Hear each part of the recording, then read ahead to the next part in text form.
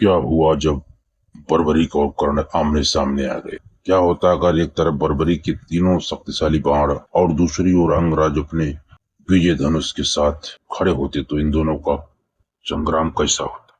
आखिर किसकी होती जीत? क्या निकलता परिणाम? एक ऐसा युद्ध जिसके पास स्वयं आदिशक्ति जगदम्बा के द्वारा दिए गए तीन ऐसे अमोघ बाण थे जो पूरी सृष्टि को पल भर में समाप्त कर सकती थी, और दूसरा जिसके हाथ में स्वयं भगवान परशुराम का दिया हुआ वो धनुष था जिसे हराना देवताओं के लिए भी नामुमकिन था। यहाँ पर हम कर्ण के दिव्य कवच और कुंडल को अभी साइड में रखते हैं दोस्तों। आज हम तुलना करेंगे शुद्ध शक्ति और दिव्य अस्त्र का। क्या बराबरी की वो शक्तिशाली कर्ण के अवैध दिव्य धनुष की सुरक्षा ग्रह को तोड़ पाते? क्या कर्ण अपने विजय धनुष की शक्तियों के द्वारा बर्बरीक की वो तीनों शक्तिशाली बाणों को रोकने में समर्थ होते? आइए कुछ ही मिनट की इस वीडियो में हम इस रहस्य से पर्दा उठाते दोस्तों। सबसे पहले बर्बरीक जो घटोत्कच के पुत्र और एक ऐसे योद्धा थे जिन्होंने युद्ध को सिर्फ 3 पल में खत्म करने की प्रतिज्ञा ली थी। उनके पास कोई साधारण धनुष बाण नहीं थी, बल्कि स्वयं देवी आदि शक्ति के द्वारा प्रदान किया गया शक्तिशाली बाण थी जो अमोघ थे, जो शत्रुओं को संहार करने में कुछ क्षण का ही समय लगाती थी। अब यहाँ पर सर्वप्रथम हम उनके इन 3 बाणों की विशेषताओं के बारे में यदि बता दें तो उनमें से सबसे पहले बाण जिनका संधान करते हैं वो शत्रुओं को चिन्हित करते हुए उन पर लाल निशान अंकित करते हुए वापस लौट आता था। इसके बाद दूसरा बाण संधान करते ही वे सभी मित्र बिंदुओं पर अथवा उन लोगों को चिन्हित करता जिनकी रक्षा करनी होती, उन पर वो हरे रंग का चिन्ह अंकित करके वापस लौटता। इसके बाद तीसरा और वह सबसे शक्तिशाली बाण जिसका संधान मात्र से लाल रंग से अंकित उन शत्रुओं का विनाश कर दे।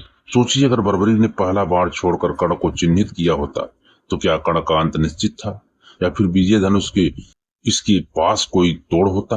अब बात करते हैं दानवीर कर्ण की। कर्ण के पास था विजय धनुष, एक ऐसा अस्त्र जिसे विश्वकर्मा ने स्वयं बनाया था। इस विजय धनुष की सबसे बड़ी ताकत क्या थी? जी हाँ, इसकी प्रत्यंचा खींचते ही एक ऐसी भयंकर ध्वनि उत्पन्न होती थी जो दुश्मन की आधे अस्त्रों को हवा में ही बेकार करती थी। विजय धनुष के साथ क्या थे? वो दिव्य अस्त्र जो तबाही मचा सकती थी, जैसे भार्गव अस्त्र जो आसमान में अस्त्रों की ऐसी बारिश करता जिससे कि बचना नामुमकिन था, और वाष्प शक्ति जिसे इंद्रदेव ने दिया था और जो एक बार टूट गई थी तो लक्ष्य को मार कर ही वापस लौटते थे।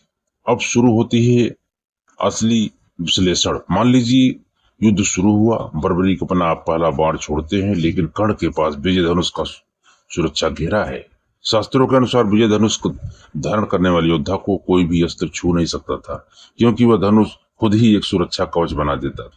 अगर बर्बरीक कर्ण को मार के यानी चिन्हित करने की कोशिश करता तो क्या विजय धनुष की दिव्य ऊर्जा उस बाण को रोक पाता? यह मुकाबला बराबर का है। जहाँ बर्बरीक की शक्ति सटीकता में थी, वहीं कर्ण की शक्ति विनाशक प्रहार में थी। लेकिन अगर बर्बरीक ने एक बार अपना तीसरा बाण चला दिया तो क्या विजय धनुष का शक्ति घातक बाण को रोक सकते थे?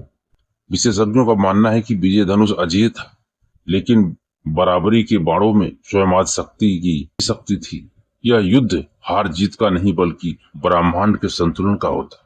शायद इसलिए भगवान श्री कृष्ण को बीच में आना पड़ा, क्योंकि इन दोनों का टकराव महाप्रलय ला सकता था।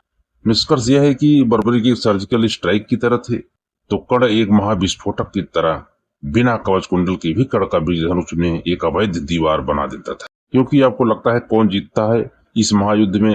अपनी राय कमेंट में जरूर बताएं। अगर आपको इस तरह की वीडियो पसंद आते हैं तो हमारे चैनल को सब्सक्राइब कर सकते हैं और इस वीडियो को लाइक भी कर सकते हैं। और दोस्तों, जल्द ही मिलते हैं एक दूसरी वीडियो के साथ।